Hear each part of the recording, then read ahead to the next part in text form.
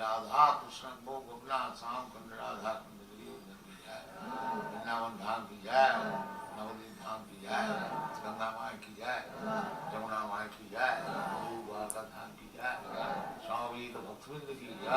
All glories to God, all glories to God. Thank you very much. Hare Krishna. ओम नमो भगवते वासुदेवाय। ओम अज्ञानतिमिरान्धस्य ज्ञानाञ्जनशलाकया चक्षुरुन्मीलितं येन तस्मै श्रीगुरुवे नमः। नमो विष्णुपादाय कृष्णप्रेष्ठाय भूतले श्रीमते भक्तिवेदान्त स्वामिनिति नामिने। नमस्ते सरस्वती देवे गौरवाणी प्रचारिणे निर्विशेष शून्यवादी पाश्चात्य देशतारिणे।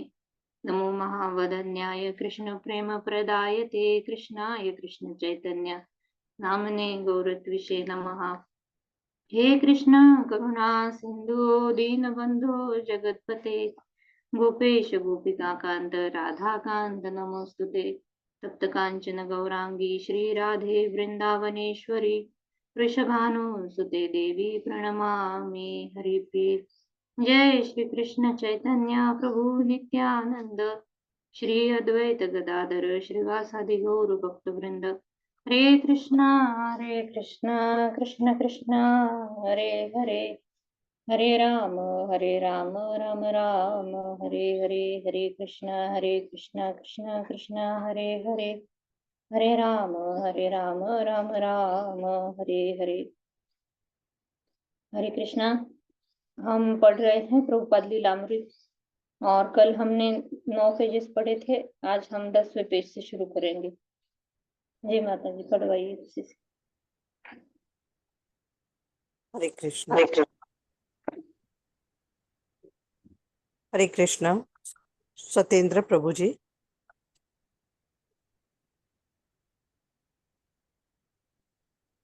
हरे कृष्णा सत्येंद्र प्रभु जी। हरे कृष्णा माता जी। जी प्रभु जी शुरू करें। हरे कृष्णा माता जी। तात्पर्य है, शिला प्रपात जी की जय। गुरुदेव भगवान शिला प्रपात जी के द्वारा अभय के जन्म पर उनकी माँ ने तब तक बाएं तथा बाएं का व्रत लिया जब तक कि अभय उसे लक्ष्य करके यह न कहे कि माँ तू गलत हाथ से क्यों खा रही है। एक दिन जब अभय ने सचमुच यह प्रसन्न किया कि माँ ने वैसा करना तुरंत बंद कर दिया।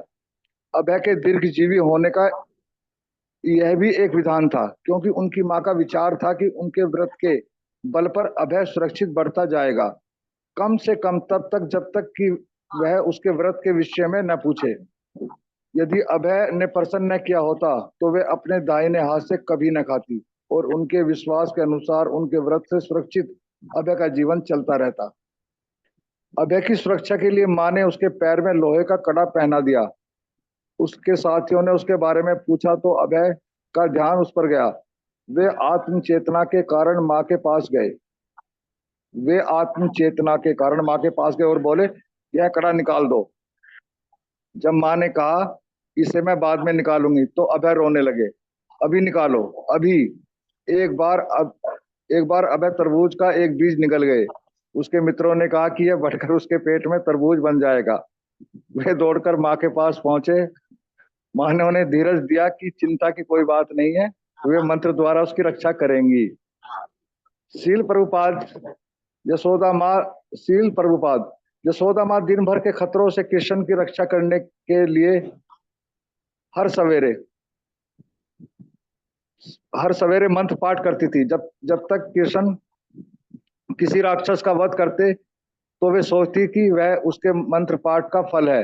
मेरी माँ भी मेरे लिए ऐसा ही करती हैं। अभय की माँ उन्हें पर्याय गंगा जी ले जाती और स्वयं नहलाती। वे उन्हें हरिविलास हॉर्लिक्स नामक पूरक हार भी देती। माता जी थोड़ा ऊपर करिए।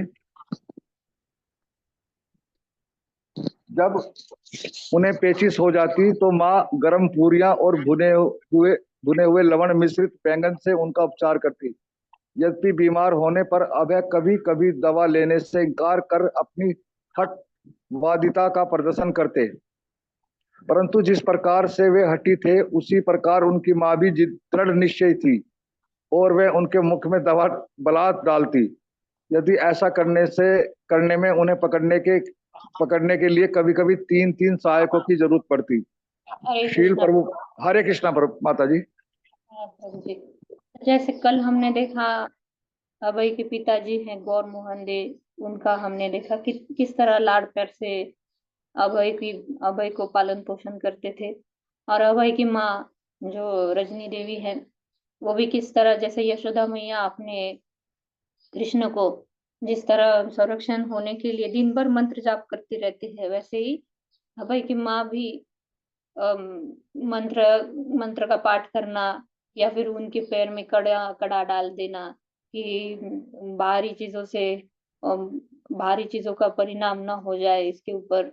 और और बाएं हाथ से खाने का व्रत ले लेना कि जब तक अभय नहीं पूछेगा तब तक मैं बाएं हाथ से खाना खाऊंगी, और जब अभय पूछते हैं क्यों खा रही हो ऐसा बाएं हाथ से, तब वो बाएं हाथ से खाना बंद कर देती है। और अगर नहीं पूछते तो वो वैसे ही अंतिम समय तक वो बाएं हाथ से ही खाते। आगे भी बहुत सुंदर आएगा उनकी माँ किस तरह उन्होंने अभय के रक्षण के लिए, जैसे अन्य माएं जैसे अपने बच्चों का रक्षण करती है, पालन पोषण करती है, लाड़ प्यार करती है, वैसे ही अभय का जीवन भी बाल बालपन का उनका जीवन था वो भी ऐसा ही गया कि उनके माता पिता ने बहुत लाड़ प्यार से उनको बढ़ाया।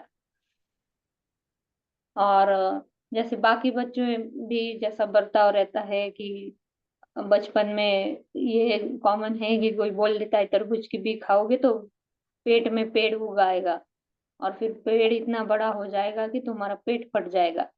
तो ऐसे ही अभय का भी बचपन ऐसा ही था, जैसे सामान्य बच्चे जैसे खेल कूद करते हैं, जैसे नोकझोंक रहती है इनकी, वैसे ही कि किसी ने बोल दिया तरबूज का बीज निकल गए हो तुम, तो दौड़कर माँ के पास पहुंचते हैं कि कहीं मेरे पेट में पेड़ ना उग जाएगी। तो उनकी माँ बोलती है कि मैं मंत्र द्वारा तुम्हारी रक्षा करूंगी, मैं अभी मंत्र पढ़ूंगी और पेट में तुम्हारे पेड़ नहीं उगेगा। तो इस तरह माँ भी कैसे प्यार से उनको सहलाती थी और समझाती थी, और गंगा जी जाकर गंगा जी में उनको स्नान कराती थी उनकी माँ, हॉर्लिक्स भी देती थी, कैसे उनका पोषण हो इसकी तरफ भी उनका ध्यान था। और कैसे प्रभुपाद जी बता रहे हैं यहाँ पर, श्री प्रभुपाद जी अपनी टिप्पणी लिख रहे हैं कि बालक थे तो कितने शरारती थे वो। पढ़वाइए माता जी। हरे कृष्ण। अनीता श्रीवास्तव माता जी। हरे कृष्ण माता जी। प्रभुपाद की जय हो। शील प्रभुपाद, जब मैं बालक था मैं बहुत शरारती था, मैं कोई भी चीज तोड़ देता।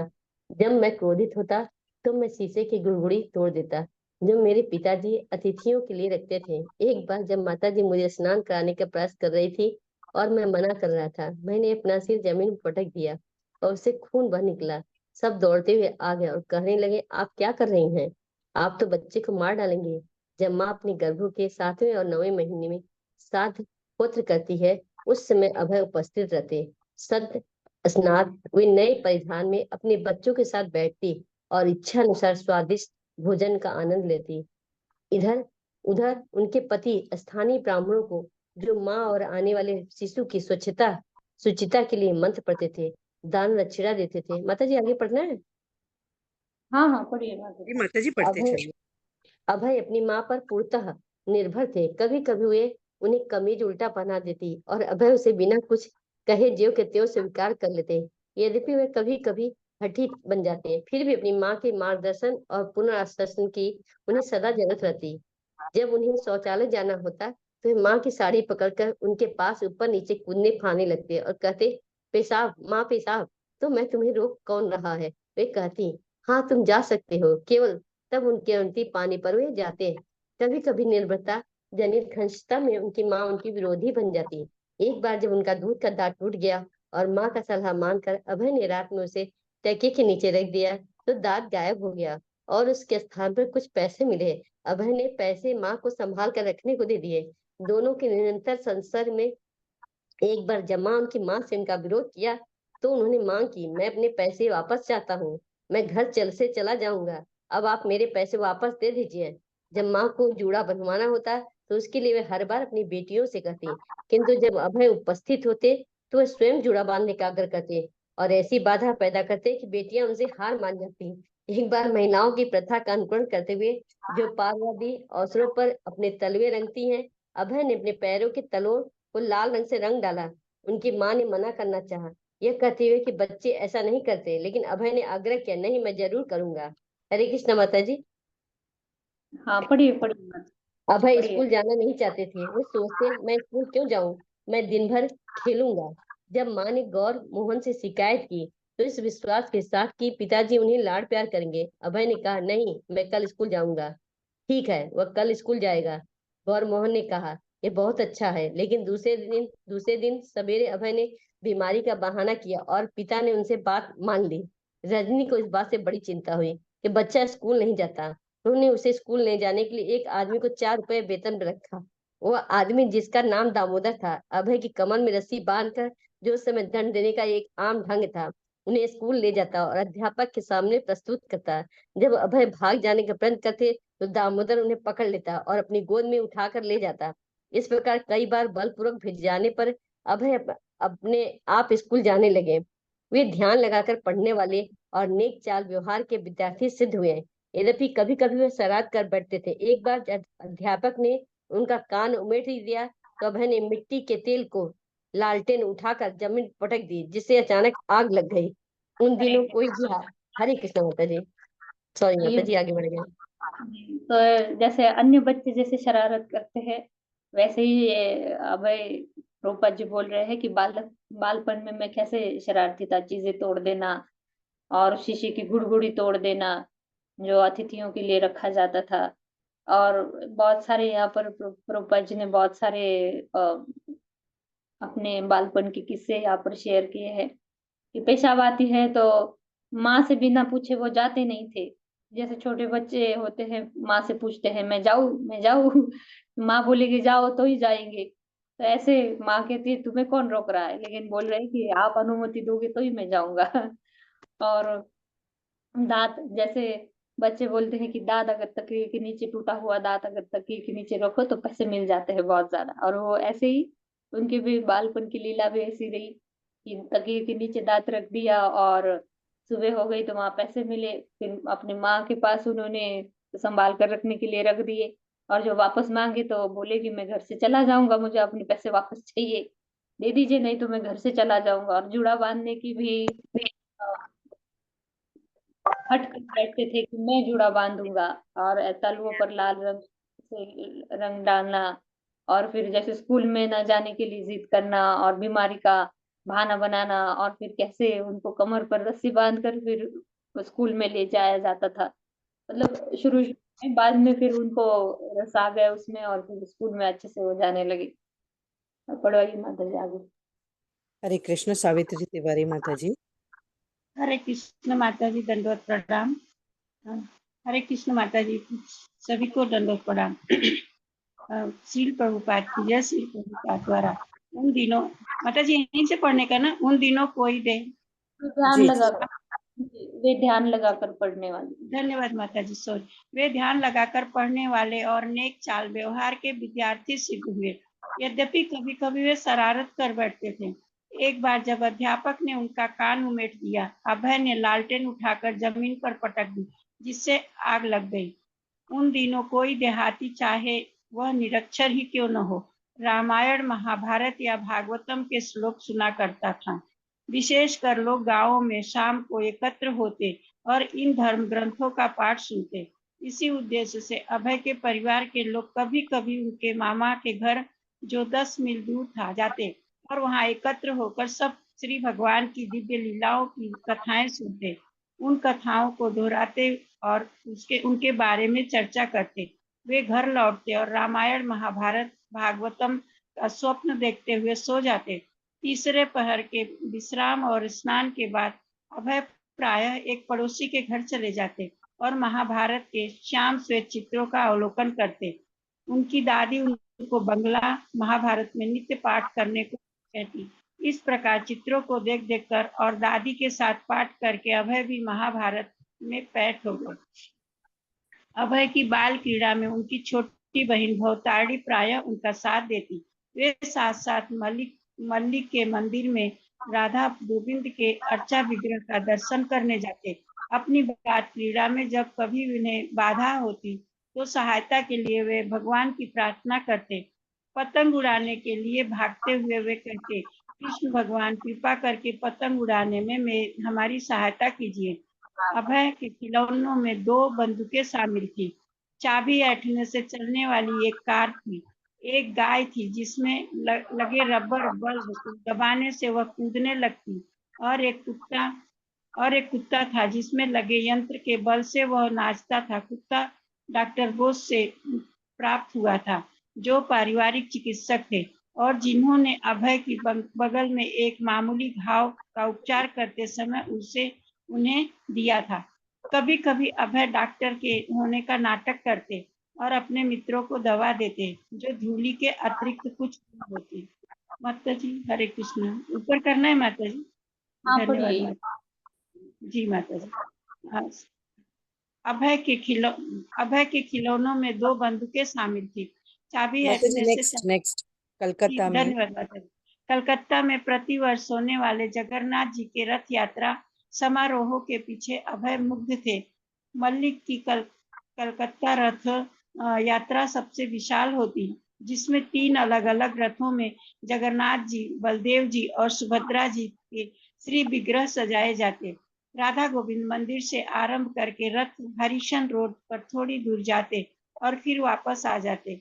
मल्लिक लोग उस दिन जनता को भारी मात्रा में जगन्नाथ जी का प्रसाद वितरण करते। रथ यात्रा भारत के सभी नगरों में निकाली जाती थी, परंतु मूल और विशाल रथ यात्रा, जिसमें हर वर्ष लाखों तीर्थयात्री सम्मिलित होते, कलकत्ता के दक्षिण ओर 300 मील की दूरी पर जगन्नाथपुरी में होती है।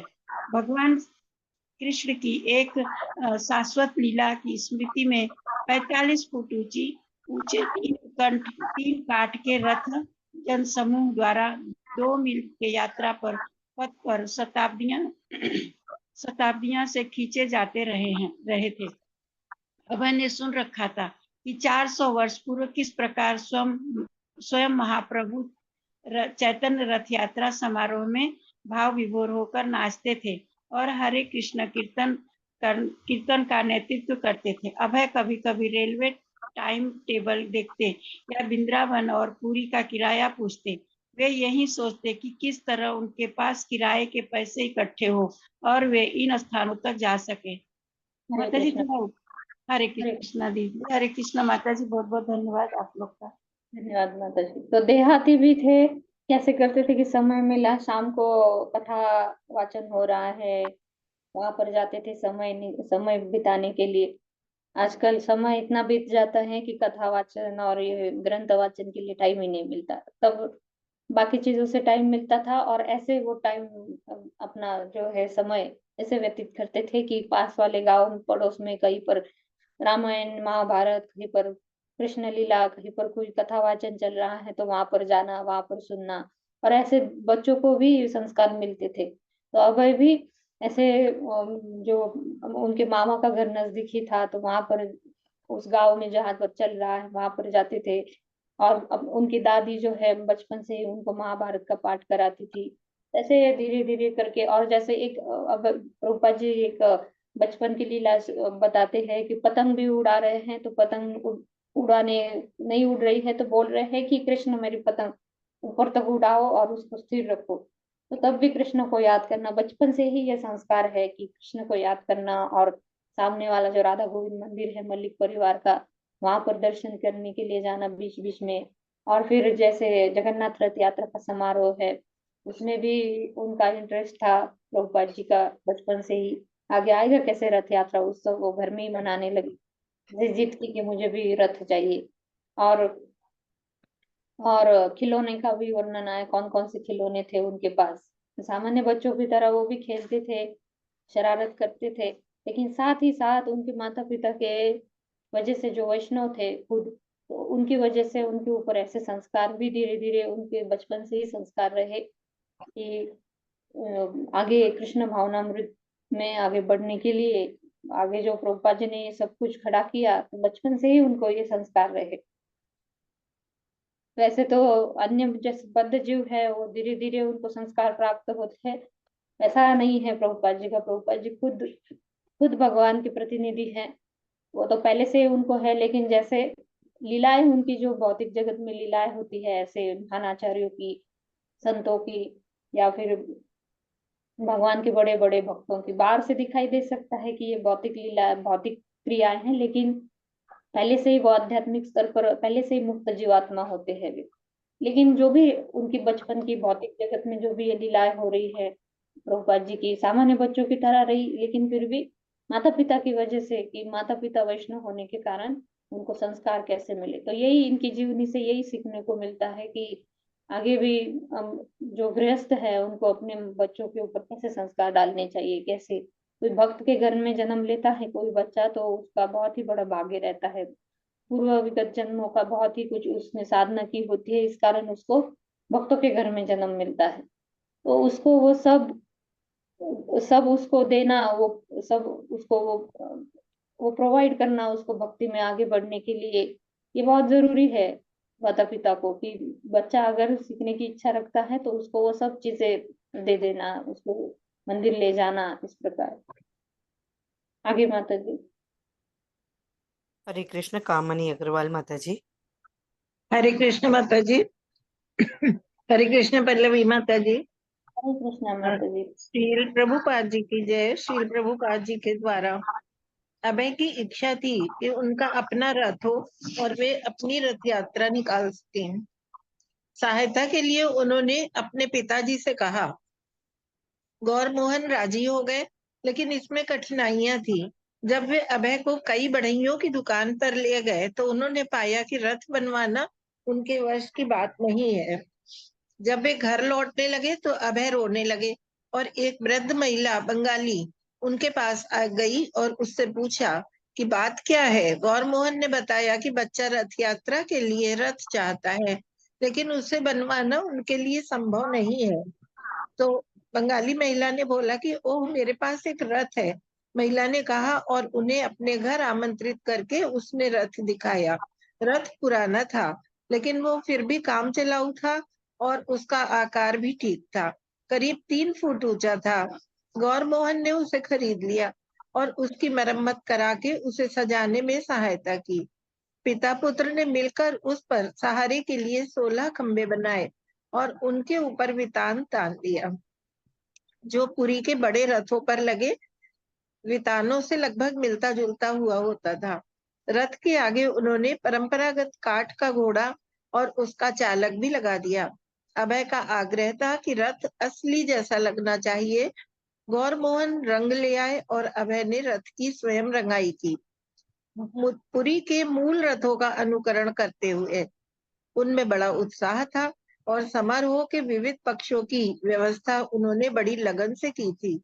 लेकिन जब उन्होंने एक पुस्तक में दिए गए चित्रों और विधियों को क्रियान्वित करते हुए आतिशबाजी करने का प्रयत्न किया, तो रजनी ने मना कर दिया।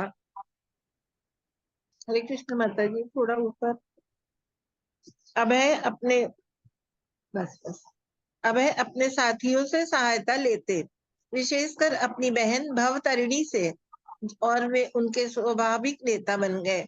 उनकी बाल क्रीड़ा से प्रसन्न पड़ोस की वृद्ध महिलाएं उनकी प्रार्थना पर उनके लिए विशेष व्यंजन बना देती, ताकि वे अपने रथ यात्रा समारोह में प्रसाद बांट सकें। पुरी की रथ यात्रा की तरह अभय की रथ यात्रा भी लगातार 8 दिन तक चलती। उनके परिवार के लोग जमा होते और पड़ोस के बच्चे यात्रा में शामिल होते। रथ खींचते, ढोल और करताल बजाते तथा भजन गाते। ग्रीष्म की गर्मी में बिना कुर्ता कमीज के केवल धोती पहने अभय हरे कृष्ण और समयोपयुक्त बंगाली भजन की कर राई कमलिनी गाने में बच्चों का मार्गदर्शन करते। आप क्या कर रही हैं श्रीमती राधा रानी? कृपया बाहर आइए और देखिए, वे चुरा रहे हैं आपके सर्वाधिक कोश कृष्ण को, श्याम रत्न को। काश युवा राधा रानी जान पाती कि युवक कृष्ण उनके हृदय का रत्न अब उन्हें त्याग रहा है। अभय ने बड़ों के धार्मिक उत्सवों में जो कुछ देखा था उसका उन्होंने अनुकरण किया। उन्होंने अर्चा विग्रहों को वस्त्र आभूषणों से सजाया, उन्हें नैवेद्य अर्पण किया, घी के दीपक और अगरबत्ती से आरती की और साष्टांग प्रणाम किया। हैरिसन रोड से जुलूस राधा गोविंद मंदिर के आंगन में गोल सड़क पर आया और अर्चा विग्रहों के सामने थोड़ी देर के लिए स्थिर हो गया। ये सब तमाशा देखकर गौर मोहन के एक मित्र उनके पास गए और बोले, आपने हमें आमंत्रित क्यों नहीं किया? ये तो आप एक बड़ा उत्सव कर रहे हैं और आप हम लोगों को आमंत्रित नहीं कर रहे, ये क्या है? हरे कृष्ण माता जी। हरे तो कृष्ण। इस प्रकार ये भजन जो यहाँ पर आया है कि राधा रानी देखिए, कृष्ण जो युवक कृष्ण है वो चुरा रहे थे सर्वाधिक, आपका सर्वाधिक कोश, यानी क्या, हृदय का रत्न को ही, जो है उनके हृदय का रत्न अब उन्हें त्याग रहा है।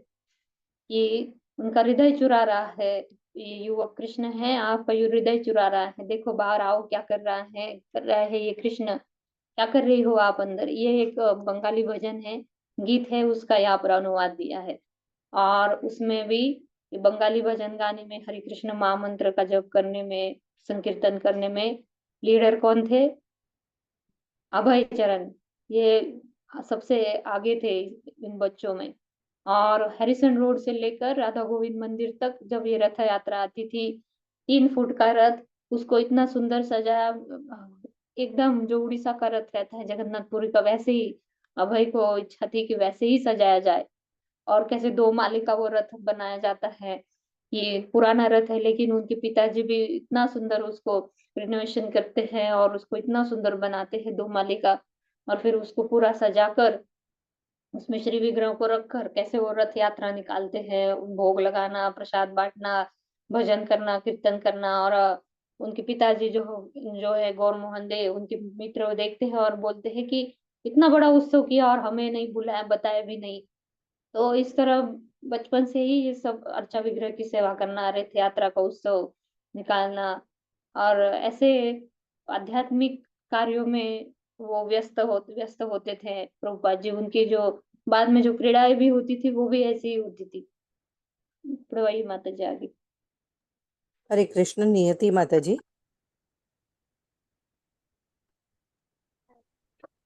हरे कृष्णा, सभी को सादर प्रणाम। अभय के पिता ने उत्तर दिया, यह सब केवल बच्चों का खेल है। मित्रों ने व्यंग्य किया, हाँ, यह सब केवल बच्चों का खेल है। ऐसा कहकर आप हमें लोगों को उसके आनंद से वंचित कर रहे हैं। अभय भाव विभोर होकर रथ यात्रा के जुलूस में जुटे रहे। उधर गौर मोहन लगातार 8 दिन तक धन व्यय करते रहे और रजनी जगन्नाथ जी पर चढ़ाने के लिए विविध व्यंजन और फूल मालाएं तैयार करती रही। यद्यपि अभय ने जो कुछ किया वह केवल अनुकरण था, लेकिन रथ यात्रा निकालने के पीछे उनकी प्रेरणा और अविचल स्फूर्ति वास्तविक और सच्ची थी। उनकी स्वतः प्रेरणा से बच्चों का यह उत्सव 8 दिन तक चलता रहा। उत्तरोत्तर हर वर्ष नया उत्सव आता और अभय उसी उत्साह से उसे मनाते। जब अभय 6 वर्ष के हुए तो उन्होंने अपने पिताजी से पूजा के लिए अलग अर्चा विग्रह की मांग की। बचपन से उन्होंने घर में पिताजी को पूजा करते देखा था। राधा गोविंद की नियमित आराधना को देखकर वे सोचते, इस तरह कृष्ण की पूजा करने योग्य मैं कब होऊंगा। अभय की प्रार्थना पर उनके पिता ने राधा कृष्ण के श्री विग्रहों की एक छोटी सी जोड़ी खरीदी और अभय को दे दी। तब से अभय जो कुछ खाते उससे पहले राधा और कृष्ण को अर्पण करते। अपने पिता और राधा गोविंद के पुजारियों का अनुकरण करते हुए वे अर्चा विग्रह को घी का दीपक चढ़ाते और रात में उन्हें सुला देते। अभय और उनकी बहन भवतरिणी राधा कृष्ण के छोटे से अर्चा विग्रहों के पक्के भक्त बन गए। वे अपना अधिकतर समय उनको संवारने में, उनकी आराधना करने में और यदा कदा भजन गाने में बिताने लगे। उनकी बहनें और भाई उन पर हंसते और उन्हें यह कहकर चिढ़ाते कि चूंकि पढ़ने लिखने की अपेक्षा उनकी रुचि अर्चा विग्रह की पूजा में अधिक है, इसीलिए वे अधिक समय तक जीवित नहीं रहेंगे। लेकिन अभय जवाब देते कि हमें इसकी चिंता नहीं है। एक बार एक पड़ोसी ने अभय की माता से पूछा, आपके छोटे लड़के की क्या आयु है? उन्होंने उत्तर दिया, अभय 7 साल का है। अभय इस बात को रुचि पूर्वक सुन रहे थे। उन्होंने अपनी आयु के विषय में किसी को बात करते पहले नहीं सुना था, लेकिन अब उन्हें पहली बार मालूम हुआ कि वे 7 साल के हो गए हैं। किंडरगार्टन में शिक्षा पाने के अतिरिक्त जहां अभय को पहले पलात ले जाया गया था, वे 5 वर्ष से 8 साल की आयु तक घर की ट्यूटर से भी पढ़ते रहे। वे बंगाली में पढ़ना सीख गए और संस्कृत सीखने लगे। उसके बाद सन 1904 ईस्वी में जब अभय 8 साल के हो गए, उन्हें हरिसन और सेंट्रल रोड के कोने पर स्थित मुठ्ठीलाल सील फ्री स्कूल में दाखिल कराया गया। मुठ्ठीलाल स्कूल। कृष्णा। हरे कृष्ण। और जब 7 साल के थे, आयु भी उनको पता नहीं है। कैसे पता चली कि उनकी माँ पड़ोसन जो है उससे बात कर रही है कि वो पड़ोसन पूछ रही है आपकी बेटे की आयु क्या है? बोली 7 साल। तब उनको पता चला कि मैं 7 साल का हूँ। पहली बार मालूम हुआ उनको कि मैं 7 साल का हूँ। और राधा कृष्ण के विग्रहों की उन्होंने हट कर लिया। उनके पिताजी ने उनको विग्रह लेकर आए और भवतारिणी जो उनकी छोटी बहन है, दोनों बहुत अच्छे से सेवा भाव से वो अर्चा विग्रह की सेवा करते थे। कोई खाने से पहले, कुछ खाने से पहले वो भगवान को भोग लगाकर ही खाते थे प्रसाद। और बाद में भी बहुत दिनों तक ये विग्रह जो है राधा कृष्ण के प्रभुपाद जी के पास रहे। फिर बाद में उन्होंने भवतारिणी अपनी बहन है उनको वो दे दिए विग्रह। और अभी भी वो है विग्रह। मैं फोटो डालूंगी उसकी, विग्रहों की फोटो डालूंगी ग्रुप में।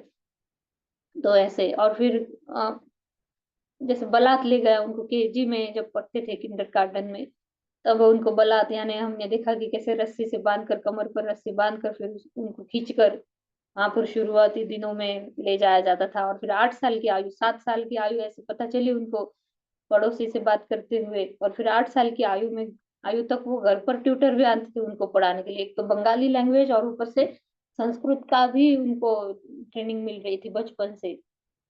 संस्कृत भी प्रभुपाद जी का बहुत अच्छा था, इसी कारण जो कि संस्कृत में भी इतने वो पंडित बन गए कि फिर बाद में जो ट्रांसलेशन उन्होंने किया संस्कृत ग्रंथों का, बंगाली ग्रंथों का, संस्कृत ग्रंथों का, तो ये तो 1-2 साल या 10 साल में पढ़ा हुआ ज्ञान नहीं है प्रभुपाद जी का। जैसे मैंने बताया था कल भी कि ऐसा नहीं कि 70 साल की आयु हो गई और फिर सब कुछ निर्माण हो गया, ये बचपन से ही सब कुछ, ये अभी परिस्थिति ऐसी बन रही है, सभी कुछ जो बन रहा है वातावरण, ये सभी उस जो सबसे बड़ा जो भगवान का कार्य होने वाला था उसका, ये सब बचपन से ही ये शुरू हो रहा है बनने के लिए। पढ़वाई मत जाए। मुठीलाल स्कूल में उनका फिर प्री स्कूल में उनका दाखिला कराया गया था अभय का 8 साल के वक्त। हरे कृष्ण। कविता घोष माता जी। जी, हरे कृष्ण माता जी, सादर प्रणाम। श्रील प्रभुपाद की जय। मुट्ठीलाल स्कूल लड़कों का स्कूल था, जिसकी स्थापना सन 1842 ईस्वी में एक संपन्न सुवर्ण वणिक वैष्णव ने की थी। स्कूल का भवन पत्थर का बना था, वह 2 मंजिला था और उसके चारों ओर पत्थर की 4 दीवारी थी। उसके अध्यापक भारतीय थे और विद्यार्थी स्थानीय सुवर्ण वणिक परिवारों के बंगाली थे। धोती और कुर्ता पहने हुए लड़के सवेरे अपने घरों से निकलते और हाथ में कुछ किताबें और टिफिन लिए हुए वे छोटे छोटे समूह में चलते हुए स्कूल की ओर बढ़ते। स्कूल के अहाते में पहुंचकर वे एक साथ खेलते और बातें करते, जब तक कि घंटे की घन उन्हें अपनी कक्षाओं में जाने को ना बुलाती। बच्चे कमरों को पार करते हुए सीढ़ियों से चढ़ते उतरते स्कूल की दूसरी मंजिल पर सामने के विस्तृत बरामदे में जा पहुंचते। तब उनके अध्यापक उन्हें लकड़ी की डेस्कों के पीछे बेंचों पर बैठाते, जहां गणित, विज्ञान, इतिहास, भूगोल और उनके अपने वैष्णव धर्म और संस्कृति में उन्हें शिक्षा दी जाती। कक्षाएं अनुशासित थी और नियमबद्ध रूप से चलती थी। हर लंबी बेंच पर 4 बच्चे बैठते, चारों के लिए डेस्क एक थी जिसमें 4 दबातें बनी होती थी। यदि कोई लड़का शरारत करता तो उसके अध्यापक उसे बेंच पर खड़े हो जाओ का आदेश देते थे। बंगाली पुस्तक का नाम जिसे बच्चे पढ़ाते थे फोक टेल्स ऑफ बंगाल था। वह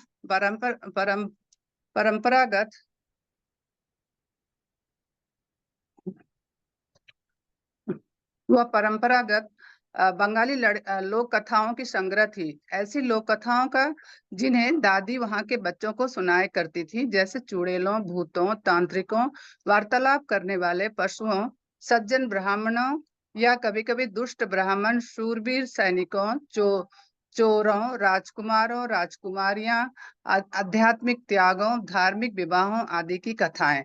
नित्य स्कूल आने जाने में अभय और उनके मित्र कलकत्ता की सड़कों पर नियमित चलने वालों को पहचानने लगे थे, और नहीं तो अपने बचकाने दृष्टिकोण से इनमें प्रायः घोड़ा गाड़ियों में चलने वाले गोरे साहब थे।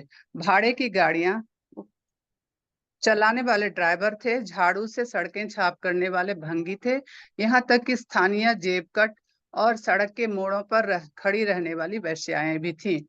जिस साल हरे कृष्ण मुठीलाल स्कूल में जिसकी स्थापना एक सुवर्ण वणिक वैष्णव ने की थी 1842 में, वहां पर वो स्कूल कैसा था, अध्यापक कैसे थे, बेंच पर भी खड़ा किया जाता था शरारती बच्चों को, और कैसे अपने मित्रों के साथ उनका व्यवहार रहा, और धोती कुर्ता पहने वो सब लड़के घर से निकलते थे, सवेरे सवेरे स्कूल में जाते थे, और अनुशासन, कक्षाएं अनुशासित थी। अनुशासन भी बहुत अच्छा था तब स्कूलों में। आजकल तो अनुशासन ऐसा है कि अगर टीचर एक अगर थप्पड़ मार दे तो पेरेंट्स उनके पुलिस को लेकर आएंगे, या फिर बहुत बड़ा कुछ झमेला खड़ा कर देंगे, वहां पर झगड़ा करने लगेंगे। लेकिन वहां तब जो था अनुशासन, जैसे हम सब जब बचपन में हम स्कूल गए थे तो कैसे टीचर इतनी स्ट्रिक्ट थी, वहां पर कोई दंड भी मिले तो भी हम घर पर आकर बोलने में भी शर्म लगती थी। कभी कभी माता पिता को हम बोलते भी नहीं थे कि आज हमें बेंच पर खड़ा कर दिया, या फिर डांट पड़ी है, या फिर मार पड़ी है। तो ऐसे ही मार खा ली चुपचाप, स्कूल में घर आकर होमवर्क पूरा कर लिया, और फिर दूसरे दिन चुपचाप स्कूल चले गए। ऐसा होता था, सहनशीलता बहुत ज्यादा थी सबके बच्चों में। लेकिन आजकल कोई अगर डांट भी दे, स्कूल में अगर टीचर डांट भी दे तो जोर जोर से रोने लगते हैं और घर पर आकर बहुत बड़ा कुछ हो गया ऐसा बोलने लगते हैं, और फिर माता पिता भी उस चक्कर में। जरूरी है कि माता पिता भी ध्यान रखें बच्चों का स्कूल में, कि कहीं ज्यादा तो कोई स्ट्रिक्ट नहीं है, लेकिन कभी कभी छोटी डांट या फटका मिल जाता है तो इतना ज्यादा बड़ा इशू नहीं बनाना चाहिए, क्योंकि अनुशासन बहुत जरूरी है बच्चों के ऊपर। कि अगर गुरु ही नहीं अगर उनको अनुशासन सिखाएंगे तो फिर आगे जाकर बच्चे बिगड़ जाएंगे। तो इनका स्कूल जो था मुट्ठीलाल स्कूल, ये भी अनुशासन पूर्ण था। यहाँ पर अनुशासन बहुत अच्छा था, बेंच पर खड़े कर देना और ऐसे शिक्षाएं देना कि गणित, विज्ञान, इतिहास, भूगोल सब वहाँ पर। वैष्णव धर्म, खास कर वैष्णव धर्म और संस्कृति के बारे में, जो सनातन धर्म है, संस्कृति है, उसके बारे में भी सीख मिलती थी बच्चों को बचपन से ही। इस तरह बच्चों को भी इतने संस्कार अच्छे मिलते थे स्कूल में जाकर भी। आजकल स्कूल में जाते हैं तो बहुत कुछ एक्स्ट्रा सीख कर आते हैं बच्चे, जो नहीं सीखना चाहिए ऐसा भी सीख कर आते हैं। तो इस प्रकार की कक्षाएं थी। और फिर 10 साल की उम्र हो गई, अब है 10 साल के हो गए, तो फिर वो भी यहाँ पर बताया गया है कि 10 साल के बाद अब है कि क्या क्या कार्यकलाप रहे। पढ़वाइए माता जी।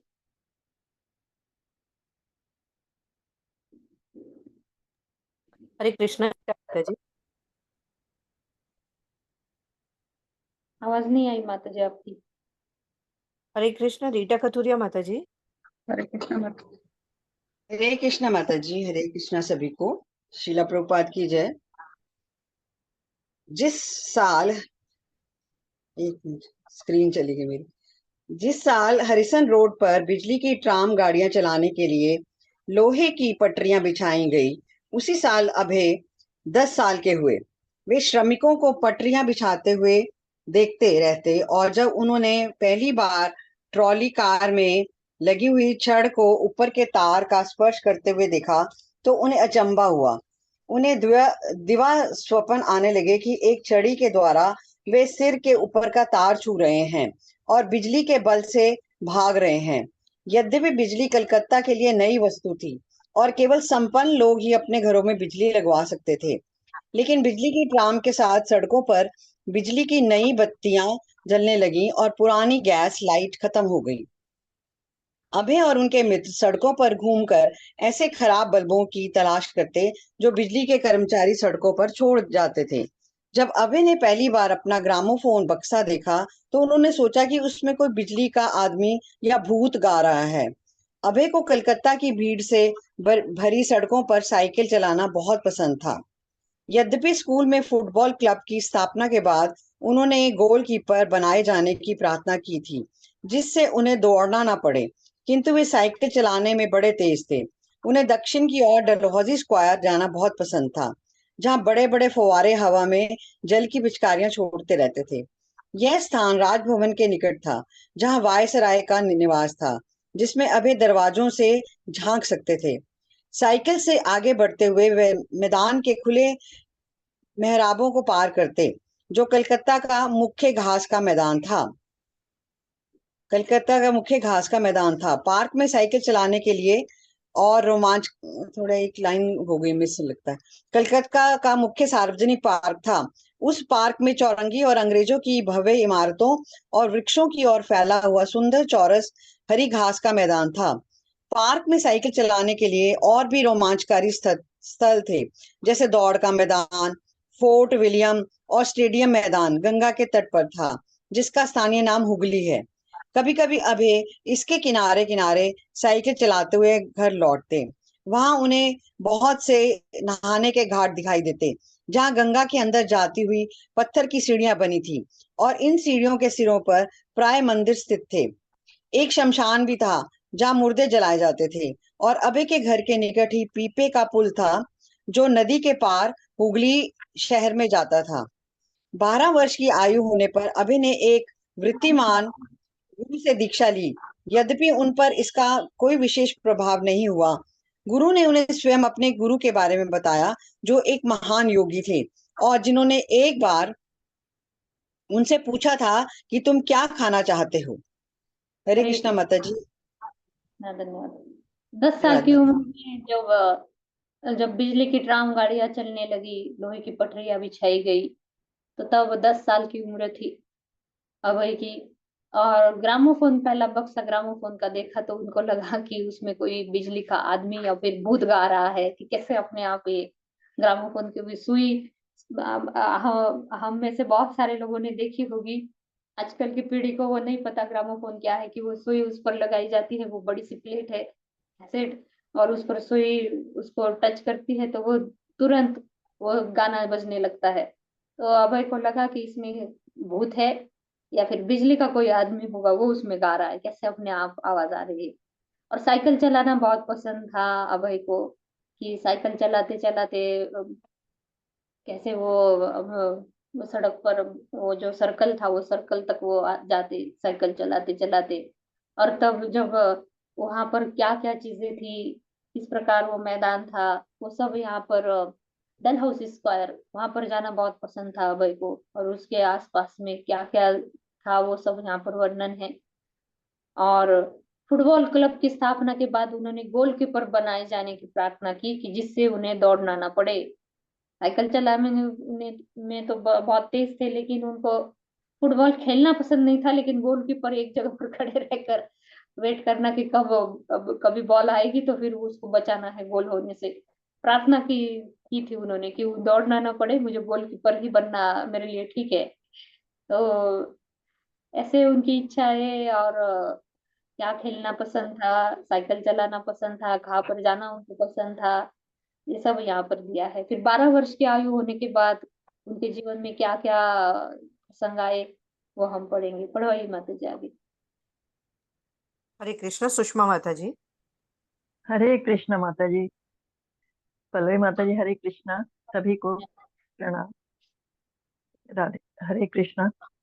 फिर प्रभुपाद जी की जय। प्रभुपाद जी के द्वारा गुरु स्वयं अभय के परिवार के गुरु ने उत्तर दिया था, अफगानिस्तान के ताजे अनार। योगी बोले थे, बहुत अच्छा, बगल के कमरे में जाओ और वहां उन्हें अनार के फलों की एक शाखा मिली थी। अनार इतने पके थे मानो पेड़ से अभी तोड़कर लाए गए हों। एक योगी जो अभय के पिता के पास आए थे कहने लगे कि वे एक बार अपने गुरु के पास बैठे थे और उनके शरीर का स्पर्श करते ही वे पल मात्र में योग की शक्ति के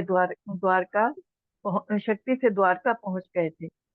बंगाल में निरंतर बढ़ते तथा कथित साधुओं के बारे में गौर मोहन की राय अच्छी नहीं थी। इन साधुओं में भक्ति रहित निर्विशेषवादी दार्शनिक, देवताओं के पूजक, गांजा पीने वाले, भीख मांगने वाले सभी शामिल थे। लेकिन गौर मोहन इतने दानशील थे कि उनके घर का दरवाजा सभी मिथ्याचारियों के लिए खुला था। अभय देखते कि उनके पिता के अभ्यागत के रूप में बहुत से तथा कथित साधु और कुछ सच्चे संत महात्मा भी भोजन के लिए प्रतिदिन घर में आते थे। उनके वार्तालाप और कार्यकलाप से अभय को बहुत सी बातें मालूम हुई, जिनमें यौगिक शक्तियां भी थी। एक बार एक सर्कस में अभय और उनके पिता ने देखा कि एक योगी के हाथ पैर बांधकर उसे एक थैले में बंद कर दिया गया। थैला सील करके एक बॉक्स में रखा गया और बॉक्स में ताला लगाया गया, सील कर दिया गया। फिर भी योगी बाहर निकल आया। लेकिन अभय ने इन चीजों को इतना महत्व नहीं दिया जितना वे पिता द्वारा सीखे गए अपने भक्ति परक कार्यकलापों, राधा कृष्ण की उपासना और रथ यात्रा के आयोजन को देते थे। हरे कृष्ण माता जी। हरे तो कृष्णा माता जी, धन्यवाद। धन्यवाद माता। 10-12 साल की उम्र में कोई चमत्कार देखना और उसके ऊपर विश्वास करना न करना, ये उन बच्चों के संस्कारों के ऊपर डिपेंड है।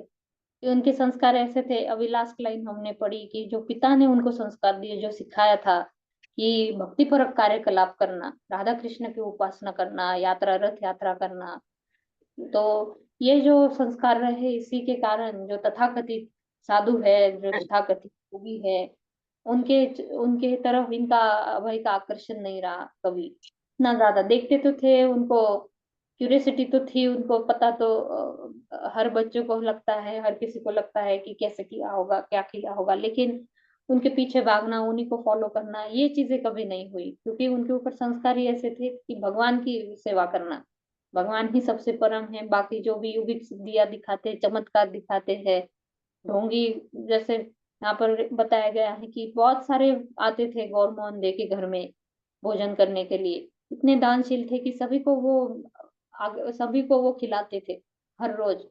और उसमें से मिक्स योगी है, कोई निर्विशेषवादी है, कोई ढोंगी भी है, वो भी आते थे, कोई गांजा पीने वाले, कोई देवताओं के पूजक, कोई भीख मांगने वाले। लेकिन ये दानशील इतने थे कि सब तरह के लोग आते थे। लेकिन बचपन से ही 10-12 साल की उम्र में कोई लड़का ये समझने के लायक हो जाता है कि कौन कैसा है, कि कम से कम इतना तो समझ में आता है कि ये ढोंगी है या फिर ये ऐसा है। तो उनको वो सब सब देखते हुए उनके ऊपर वो सब देखने को मिला, उनको प्रैक्टिकली सब उनको जानने को मिला कि हाँ ये व्यक्ति ऐसा है, ये योगी ऐसा है, ये निर्विशेषवादी की तो व्याख्या नहीं पता होगी, लेकिन हाँ ये ऐसा है, ये साधु खुद को साधु बोल रहा है लेकिन गांजा फूक रहा है ये। तो इस तरह उनको वो सब जानने को मिला। फिर आगे, लेकिन सबसे इम्पोर्टेंट उनके लिए था कि जो उनके पिताजी ने उनको सिखाया है, राधा कृष्ण की उपासना करना और भक्ति पर कार्यकलापों में लगे रहना, ये उन्होंने यही इसी के ऊपर उनका फोकस रहा। पढ़ाई माता जी आगे। हरे कृष्ण। सुमन माता जी। हरे कृष्णा माता जी, हरे कृष्ण सभी को। शीला प्रभुपाद की जय। शीला प्रभुपाद जी के द्वारा कलकत्ता में हिंदू और मुसलमान आपस में शांतिपूर्वक रहते थे और बेपराह एक दूसरे के सामाजिक और धार्मिक उत्सवों में सम्मिलित होते थे। उनमें आपसी मतभेद थे, लेकिन सामंजस्य बराबर बना रहता है। इसलिए जब उत्पात आरंभ हुआ तो अभय के परिवार को यह अंग्रेजों की राजनीतिक चाल लगी। जब पहला हिंदू मुस्लिम दंगा हुआ उस समय अभय की आयु 13 साल की थी। उनकी समझ में नहीं आया कि सचमुच ये क्या था, लेकिन उन्होंने अपने को उसके मध्य पाया। श्रील प्रभुपाद हरिसन रोड पर हमारे चारों ओर मुसलमान थे। मलिक परिवार और हमारा परिवार सम्मानित परिवार थे, अन्यथा चारों ओर ऐसी आबादी थी जिसे कस्बा और बस्ती कहते हैं। सो दंगा शुरू हो गया और उस समय मैं खेलने गया था। मुझे नहीं मालूम था कि मार्केट स्क्वायर में दंगा हो गया है। मैं घर लौट रहा था तो मेरे एक मित्र ने कहा, अपने घर मत जाओ, उधर दंगा हो रहा है। हम मुसलमानों के बीच रहते थे और दोनों संप्रदाय आपस में लड़ रहे थे। लेकिन मैंने सोचा हो सकता है ये दो गुंडों के बीच की लड़ाई हो। जैसी भी हो, एक बार मैंने एक गुंडे को दूसरे गुंडे द्वारा छुरा भोंकते हुए देख लिया और मैंने जेब कट्टों को भी देखा। वे हमारे पड़ोसी थे, इसलिए मैंने सोचा यह क्या वैसा ही कुछ चल रहा होगा। लेकिन जब मैं हरिसन रोड और हॉलीडे स्ट्रीट के क्रॉसिंग पर पहुंचा तो मैंने एक दुकान लूटती हुई देखी। तब मैं केवल एक बच्चा था। मैंने यह क्या हो रहा है, यह इस बीच घर में मेरे परिवार के लोग, मेरे पिताजी और माताजी सब घबरा कर सोच रहे थे। बच्चा घर नहीं लौटा। वे इतने घबरा गए कि वे सब घर से बाहर आ गए। इस व्यग्रता में कि बच्चा कहाँ से आता होगा। ऐसी स्थिति में मैं क्या कर सकता था। जब मैंने दंगा होते देखा तो मैं अपने घर की ओर भागा। सामने एक मुसलमान था, वह मेरी हत्या करना चाहता था। अपना चाकू निकाल कर वह मेरे पीछे दौड़ा, लेकिन किसी तरह से मैं निकल भागा और बच गया। अस्तु में दौड़ता हुआ अपने दरबार के दरवाजे के समीप सामने आ पहुंचा। मेरे माता पिता की जान में जान आई। बिना कुछ कहे मैं अपने सोने के कमरे में चला गया। जाड़े की ऋतु थी। बिना बोले मैं लेट गया और रजाई से अपने को लपेट लिया। बाद में जब मैं उठा तो मैंने पूछा, क्या सब समाप्त हो गया है, दंगा बंद हो गया? हरे कृष्ण माता जी। हरे कृष्ण माता जी, धन्यवाद। तो यहाँ पर बहुत जरूरी है ये समझना कि यहाँ पर आया था कि कलकत्ता में हिंदू और मुसलमान आपस में शांतिपूर्वक रहते थे। पहले की परिस्थिति कैसे थी देखिए, अंग्रेजों ने जब डिवाइड एंड रूल कि उनको बीच में फूट डालो और राज्य करो, ये जो नीति अपनाई अंग्रेजों ने, इसके कारण हिंदू मुसलमानों के बीच में दंगे होना या फिर मुठभेड़ होना, एक दूसरे को मार काट डालना, ये सब अंग्रेजों के आने के बाद होने लगा ज्यादातर की, क्योंकि उनकी नीति ही थी ऐसी थी अंग्रेजों की कि धर्म के आधार पर उनमें चिढ़ा दो उनको और डिवाइड एंड रूल ये फॉलो करो, तो फिर हम इस पर हम राज्य कर सकते हैं इन लोगों के ऊपर। और कलकत्ता में यहाँ पर आया है कि तब शांतिपूर्वक रहते थे, सामाजिक और धार्मिक उत्सव में भी शामिल होते थे, एक दूसरे के आपसी मतभेद थे लेकिन बैलेंस भी चल रहा था, कि सामंजस्य भी बन रहा था बीच में, कि थोड़े थोड़े बहुत आपसी मतभेद थे उनमें, धर्म धर्म अलग अलग है, लेकिन फिर भी सामंजस्य के स्तर पर वो चल रहा था कि थोड़ी बहुत नोकझोंक भी होती थी, लेकिन अपने एक दूसरे के उत्सव में, त्योहारों में, या फिर कोई शादी है, कोई फंक्शन है, उसमें शामिल होना, ये भी चलता था तब। लेकिन जब ये दंगे पहली बार, जब कलकत्ता में जब दंगा आ गया, राजनीतिक चाल जो अंग्रेजों की थी, उसके कारण जो दंगा भड़का, 13 साल के थे आयु, 13 साल के थे अभय। और तब उनको समझ में नहीं आया कि ये क्या हो रहा है, क्योंकि कभी ऐसा देखा ही नहीं कि हिंदू मुस्लिम में दंगे इतने भड़क रहे हैं, कि छुरा लेकर उन्होंने एक प्रसंग देखा भी कि क्या कर रहा है, एक आदमी दूसरे के पेट में चाकू को फंस रहा है। तो इस तरह,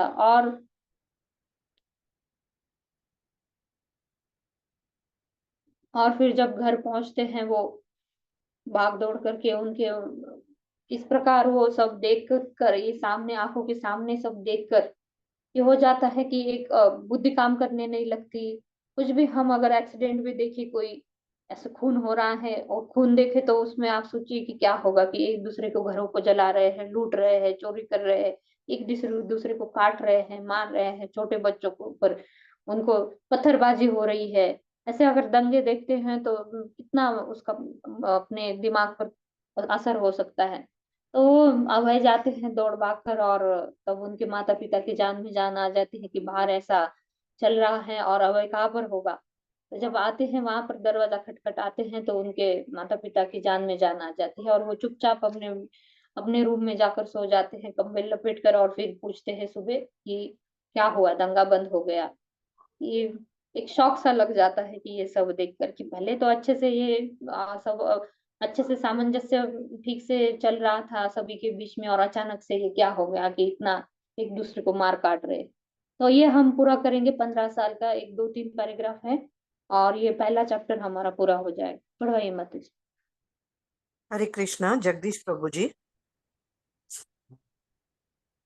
हरे कृष्णा माता जी, दंडवत प्रणाम। श्रीला प्रभुपाद महाराज की जय। जब अभय 15 साल के थे, तब उन्हें बेरी बेरी रोग हो गया, और उनकी माँ, जो स्वयं इस रोग से पीड़ित थी, सूजन कम करने के लिए नित्य उनके पैरों में कैल्शियम क्लोराइड पाउडर की मालिश करती। अभय शीघ्र अच्छे हो गए, और उनकी माँ भी। उन्होंने अपनी कोई भी काम बंद नहीं किया और अच्छी हो गई। किंतु 1 साल बाद ही 40 वर्ष की आयु में उनकी माँ का अचानक देहांत हो गया। उनकी मृत्यु से अभय के कोमल बचपन के दृश्यों पर एक बार भी पटाक्षेप हो गया। प्यार भरा उनका लालन पालन, पुत्र की सुरक्षा के लिए उनकी प्रार्थनाएं, मंत्र जाप, खिलाना पिलाना, पहराना संवारना, कर्तव्य प्रेरित उनकी डांट फटकार सब समाप्त हो गया। उनकी बहनों पर उनकी तुलना में माता की मृत्यु का अधिक प्रभाव हुआ। पिता से निश्चय ही अब उन्हें अधिक लाड प्यार मिलने लगा। वे 16 साल के हो चुके थे, लेकिन अब उन्हें अपने बुद्धि पर बड़े होकर संसार की जिम्मेदारियां संभालने के लिए तैयार होना था। उनके पिता उनके सांत्वना देते, वह अभय को शिक्षा देते कि संसार में किसी वस्तु के लिए दुखी नहीं होना चाहिए। आत्मा अमर है, और कृष्ण की इच्छा से हर चीज होती है। इसलिए कृष्ण में विश्वास होना चाहिए और उन्हीं पर निर्भर रहना चाहिए। अभय इन बात को सुनते और समझते। हरे कृष्णा। कृष्णा, धन्यवाद प्रभु जी। तो 15 साल के थे तब वो, उन्हें और उनकी माता को बेरी बेरी रोग हो जाता है। अभय तो ठीक हो जाते हैं, लेकिन उनकी माता की उसमें मृत्यु हो जाती है। तो ये जो भी कुछ हमने पढ़ा, कि कैसे उनकी माता बहुत ही लाड प्यार से उनको बड़ा कर किया, उन्होंने मंत्र का जाप करना, कि पेट में तरबूज का बीज गया और उसको पेड़ ना उगे, इसलिए बोलती है कि नहीं, मंत्र जाप करूंगी मैं तुम्हारे लिए, और पैरों में कड़ा पहनाना, और गंगा में उनको नहलाना, गंगा में स्नान करने के लिए लेकर जाना। ये सब अभय की माँ ने इतने लाड प्यार से उनको बड़ा किया था। और जब अभय 16 साल के हो गए और उनकी माता की आयु 46 वर्ष की थी, तब उनकी माता का देहांत हो गया। और फिर बहुत ही उनको, उनके ऊपर बहुत ही दुख हुआ अभय को। वो सब बातें उनको याद आई, कि कैसे खिलाना पिलाना माँ का, ठहराना संवारना, डांट फटकार भी, माँ कर्तव्य प्रेरित जो डांट फटकार लगाती थी, वो अब सब समाप्त हो गया। अब वो कहाँ पर देखने को मिलेगा। अब कौन ऐसे डांट फटकार लगाएगा, या फिर कौन मुझे मेरे लिए मंत्र जाप करेगा।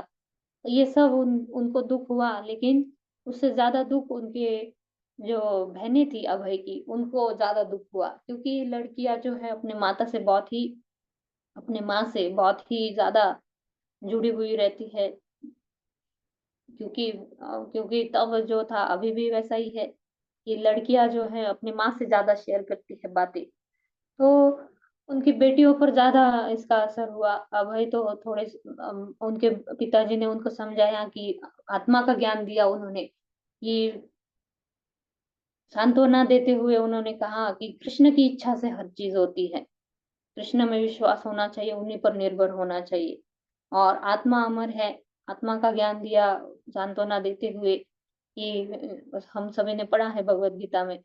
लेकिन ऐसे समय पर कि अभय के पिता, जो उन्होंने अपनी पत्नी को खो दिया है, उस समय अभय 17 साल की है, उनकी बहनें छोटी है, और ऐसे वक्त उनके पिताजी ने भी उनको धाड़स बंधाया और कैसे उनको संभाला, उनके बच्चों को उन्होंने। और फिर अभय को जब बहुत जल्दी जिम्मेदारी उठानी पड़ी, कि बहुत जल्दी समझदार होना पड़ा, कि माँ चली गई घर से, माँ का देहांतवास हो गया, तो अभय को ये समझदारी से फिर आगे बढ़ना पड़ा। और फिर आगे का हम कल देखेंगे, ये अध्याय यहीं पर समाप्त होता है। और ये जो दंगे हुए, तो उसी का फिर आगे जाकर ये जब सब परिस्थिति अंग्रेजों के कारण जो हुई, तो उसके बाद राष्ट्र में, भारत राष्ट्र में कैसे फिर गांधी जी का आंदोलन शुरू हो गया, कैसे स्वतंत्र सेनानी हैं उन्होंने अलग अलग आंदोलन चलाए, कैसे उस वक्त पूरे भारत भर में स्वतंत्रता के लिए आंदोलन चले। और ऐसे वक्त जब अभय कॉलेज में जाने लगे, तब क्या क्या प्रभाव उनके ऊपर पड़े, कि एक बार गांधी जी के आंदोलन में भी भाग लेने के लिए वो तैयार थे, और फिर देखेंगे कैसे उन्होंने अपनी डिग्री भी नहीं ली। तब घोषणा हुई कि हम अंग्रेजों की तरफ से जो मिलने वाली डिग्रियां हैं उसको हम स्वीकार नहीं करेंगे। तो अभय ने भी उस डिग्री को नहीं लिया, उन्होंने भी वो त्याग दिया। आगे का जो अध्याय है उसका नाम ही है कॉलेज, विवाह और गांधी जी का आंदोलन। ये कॉलेज के वक्त कॉलेज में जाने लगे अभय, तो क्या क्या उन्होंने कॉलेज में देखा, कौन कौन सी उन्होंने शिक्षाएं प्राप्त की, वहां पर प्राध्यापक कैसे थे, विवाह का जब समय आया तो कौन सी लड़की से विवाह हुआ, उसका उसका स्वभाव कैसा था, अपने पिताजी के आदेश कैसे उन्होंने सुने, और फिर गांधी जी का आंदोलन का कैसे उनके जीवन पर प्रभाव पड़ा। गांधी जी के आंदोलन में जो भी समाहित थे, जैसे नेताजी सुभाष चंद्र बोस कॉलेज में 1 साल आगे उनके सीनियर थे, और उसी कॉलेज में पढ़ रहे थे वो, तो कैसे उनके भी रात को ऐसे युवा वर्ग क्या करते थे, रात को चुपके से इनकी मीटिंग होती थी, कि कहाँ पर क्या आंदोलन के लिए क्या क्रियाएं करनी है, इसके लिए तो रात को ये जाते थे उस मीटिंग में अपने मित्रों के साथ। ये सब हम बाद में पढ़ेंगे। ये अध्याय यहीं पर समाप्त होता है।